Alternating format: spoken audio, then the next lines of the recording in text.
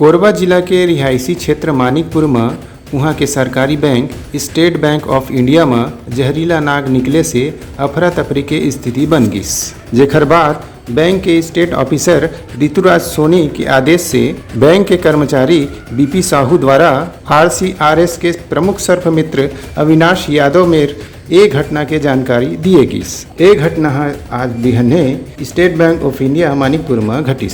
जी हाँ, server room में file के ऊपर एक कोबरा सांप जेल हमन नाग सांप घलो कहिथन अपन फन ल फैला के आराम करत रहिस।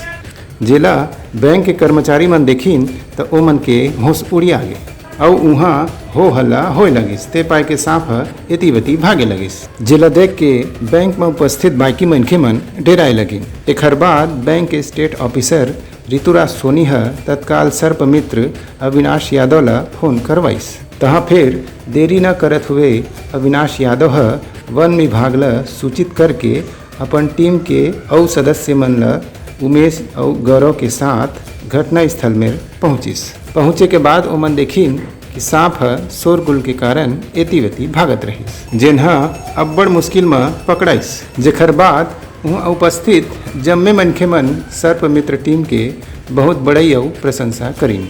यदि आप मन घर में या घर के आसपास कोनो सांप या कोनो जीव जंतु जेह आदमी मन ला नुकसान पहुँचा सकथे दिखाओ त मारो झन, बल्कि ए नंबर में संपर्क करो।